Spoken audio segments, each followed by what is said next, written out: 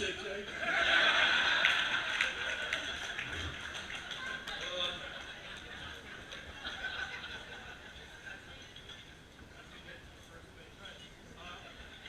I also want to thank everybody for coming here tonight to celebrate this.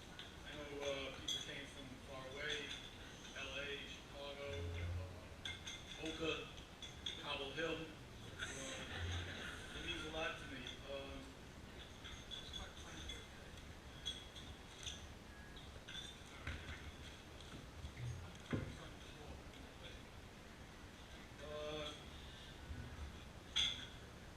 There are two people tonight that I think it's important for me to acknowledge. There couldn't be, two people who couldn't be here tonight. My wife Andrea's mom, Florence Lojo, who's 92, and this probably would be a little bit too late for her. She's sleeping now 3 hours, and the excitement, and it's just been too much for her. She would have liked it. Also, my mother, Millie, who's 98,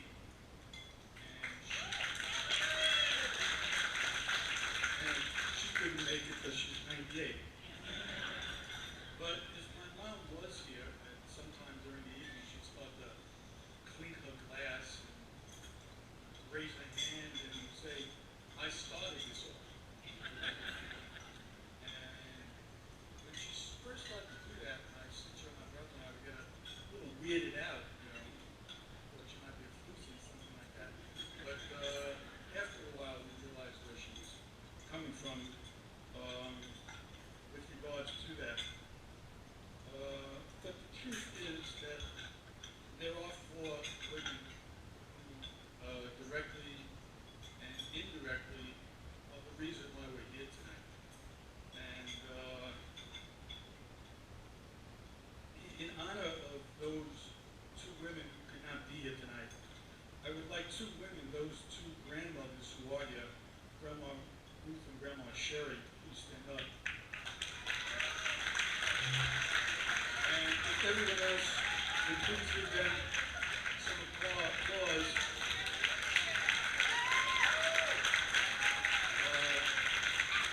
For all the women and all the grandmothers who truly started this all. There's another mother I have to thank, and that's Mother Nature, who's been messing with my brain for a week now. So I'd like to thank her for at least holding out until we get the ceremony. Okay, this is the wedding speech now.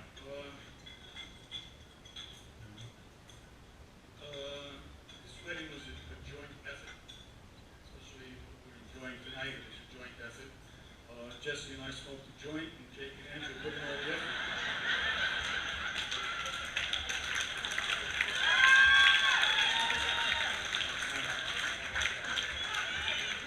I'm only joking. We did not smoke a joint. It was a blunt, right? I'm just kidding again. But I would be remiss if I did not give credit where credit is due, and that is to Jake and Andrea. They put in so much effort. Jake, the planner, I don't have to tell you that, you know that about him. He was up on everything, the band, photographer. I mean, the man even did a spreadsheet. I don't even know what the hell a spreadsheet is. He did a spreadsheet for the wedding. Andrew says, Jake, send me a spreadsheet.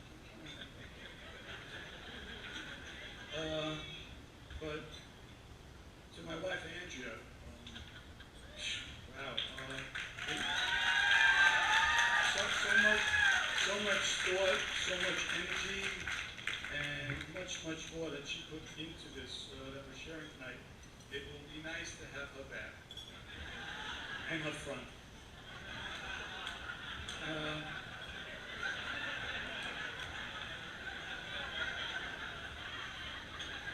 I first met the bride approximately 30 years, 2 months, 16 days, and 3 hours ago.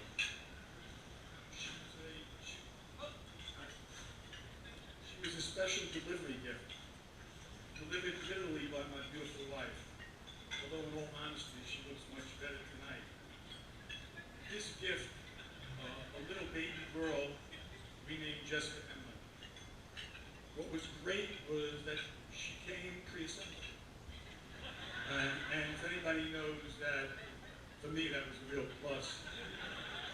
However, my wife would soon be giving me some maintenance pointers on how to take care of a little girl.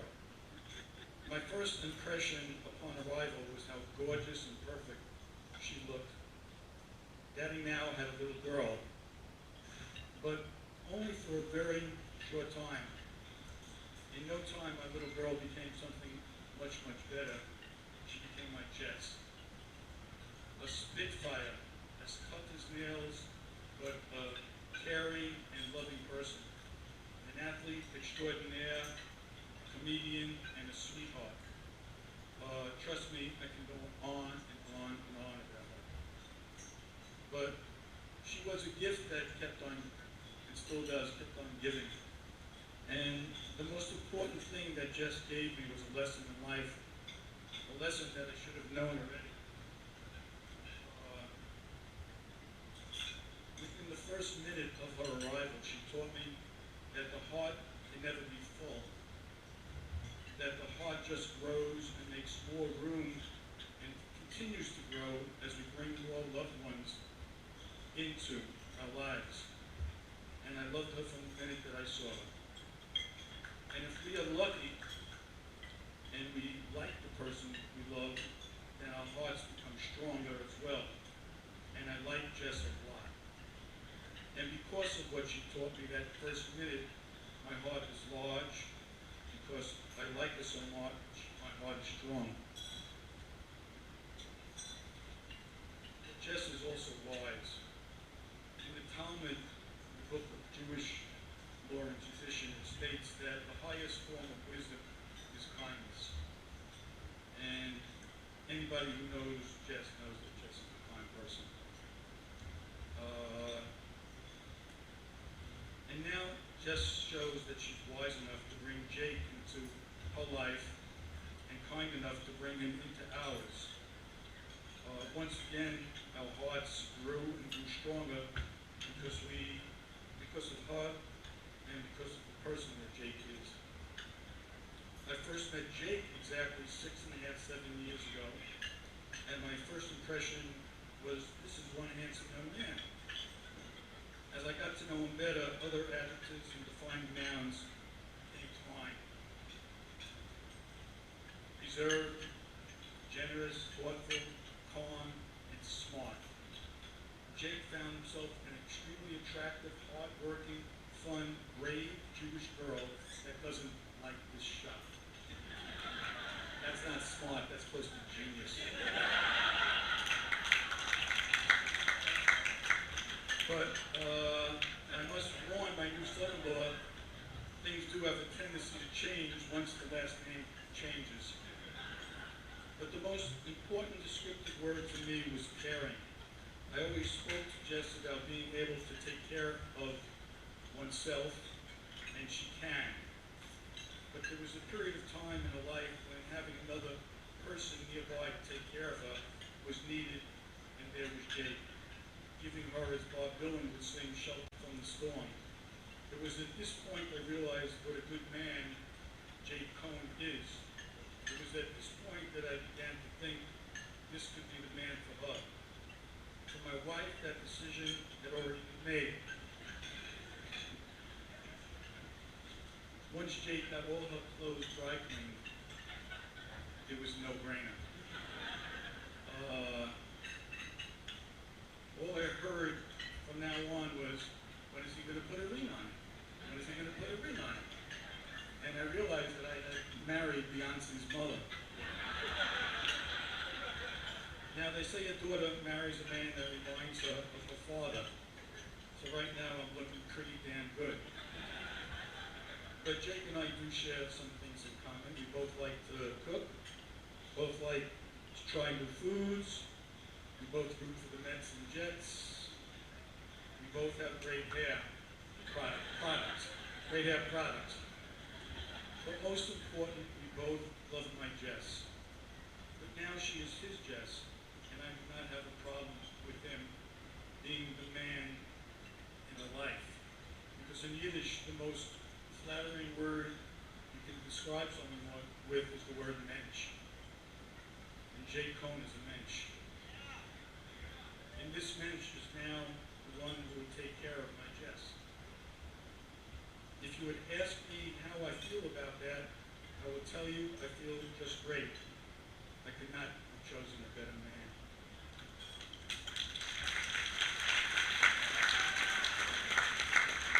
At this point, I'd like my wife to come up here, and Jess and Jake, if you don't mind. I'll be finished soon, everybody.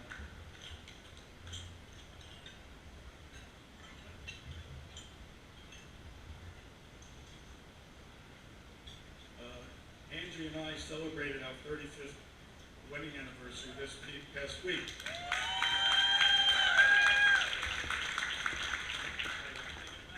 Yeah, so I have some street cred to give advice on marriage. However, I offer no advice. I trust these two can find their way on their own. But I did want to offer some philosophical wisdom on marriage. And I took this job seriously. So I borrowed a philosophy book from my son Daniel's extensive library. I filled out all his forms and left a credit card number and got the book. Now, normally of late, I lean towards Eastern philosophy. But for this bit of wisdom, I found the Western, Midwest to be exact philosopher, who Jess and Jake reminds me that marriage, I'd like to remind them, and he reminded me, that marriage is an institution. So today I want you to consider yourself institutionalized. Now, you might say that you have to be nuts to be put in an institution. Well, personally, I don't like that word nuts. I prefer the word crazy. And you have to be crazy to be married, and you have to be crazy about each other. And I know you two are. So in honor of the crazy institution of marriage and the words of that philosopher from the Midwest, Prince Rogers Nelson, everybody on the dance floor, and let's get crazy! Dear beloveds, dear beloveds, Jess and Jake, dear beloveds, we are gathered here today to get through this thing. Electric world like it means hell. It's not a long time, but here